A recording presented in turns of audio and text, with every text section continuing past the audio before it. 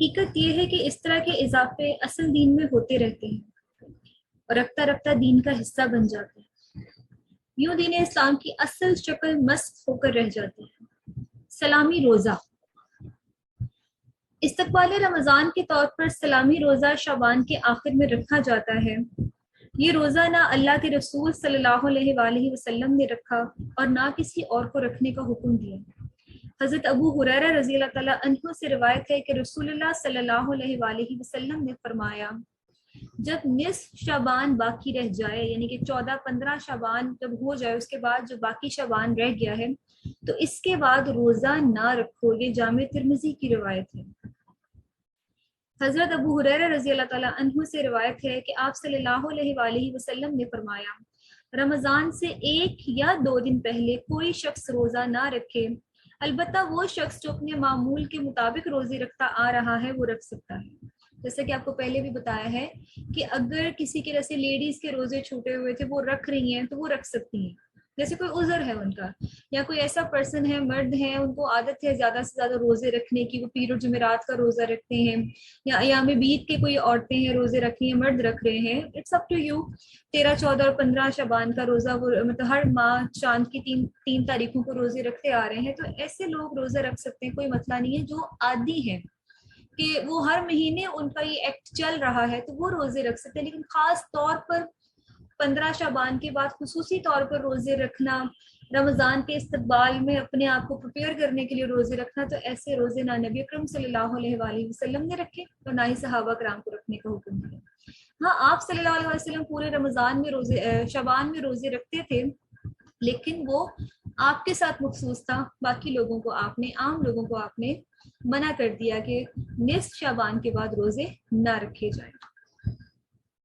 جی، یعنی کسی کا فرض روزہ رہتا ہے تو وہ رکھ لے، یا وہ شخص جو پیر یا جمعرات کے مسنون روزے رکھتا ہے اور وہ دن رمضان سے پہلے آ رہا ہے تو ایسا شخص روزہ رکھ سکتا ہے. مخصوص اذکار اور حلقے.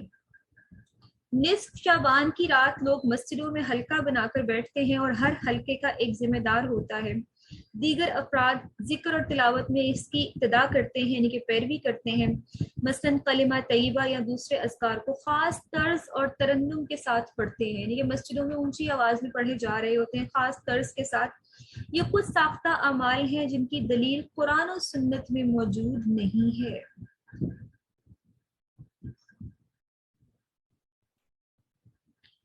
نصف شعبان کی رات اور مختلف رسومات کے 14 شعبان سے ریلیٹڈ جو کچھ رسومات ہیں ان کو ڈسکس کر لیتے ہیں ہم. پہلے ہے قبرستان جانا.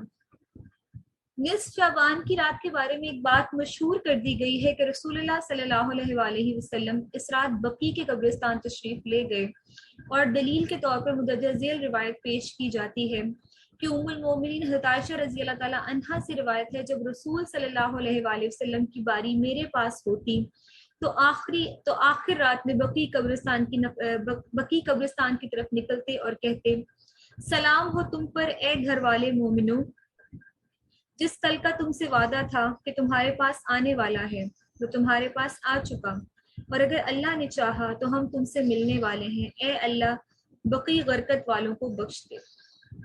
اس حدیث رسول صلی اللہ علیہ وآلہ وسلم سے رسول صلی اللہ علیہ وآلہ وسلم کا نصف شعبان کی رات کو خاص طور پر قبرستان جانے کا کوئی ثبوت نہیں ملتا.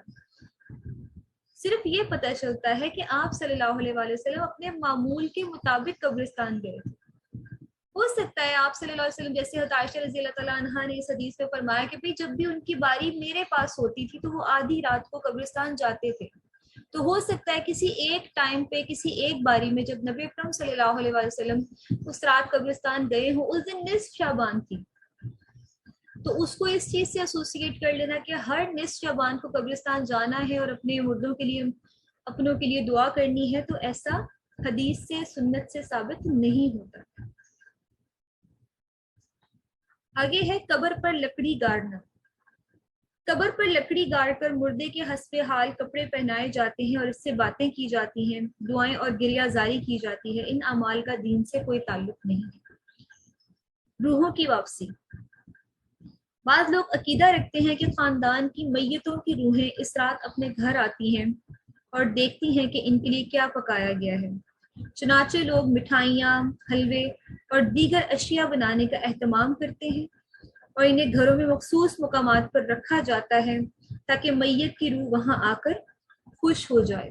اسی طرح گھروں کو صاف کیا جاتا ہے۔ یہ من گھڑت اور بے بنیاد باتیں ہیں، کیونکہ قرآن اور سنت کے مطابق نیک روحیں علیین میں اور بری روحیں سجین میں ہوتی ہیں۔ ان روحوں کا یہ حصار توڑ کر دنیا میں آ جانا گویا اللہ کے قانون کی خلاف ورزی ہے، جیسے کہ قرآن مجید میں آتا ہے وَمِن وَرَائِهِمْ بَرْزَخٌ إِلَى يَوْمِ يُبْعَثُونَ، سورۃ المومنون، اور ان کے پیچھے دوبارہ اٹھائے جانے کے دن تک ایک پردہ ہے۔ یعنی کہ ایک دفعہ جو روح جسم سے نکل گئی، پرواز کر گئی، وہ اپنے اپنے مقام پر چلی گئی ہے، اب وہ دنیا میں دوبارہ واپس نہیں آ سکتی۔ بعض لوگوں کا خیال ہے کہ جب تک شب برات کے موقع پر ختم کی رسم ادا نہ کی جائے تو میت کا شمار مردہ میں نہیں ہوتا اور اس کی روح معلق رہتی ہے۔ یہ بھی ایک غلط عقیدہ ہے جس کا ثبوت قرآن مجید یا احادیث مبارکہ میں نہیں ملتا ہے۔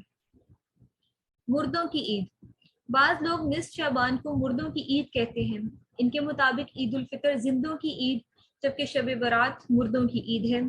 اگر کوئی مر جائے تو شب برات کی فاتحہ دلائے بغیر کوئی خوشی کا دن نہیں منایا جا سکتا۔ یہ بھی ایک من گھڑت بات ہے۔ حلوہ پکانا، نصف شعبان کے دن حلوہ پکا کر تقسیم کرنا بھی ایک ضروری امر بن چکا ہے، اور اس فعل میں عوام کی اتنی بڑی تعداد شامل ہے کہ عقل حیران رہ جاتی ہے۔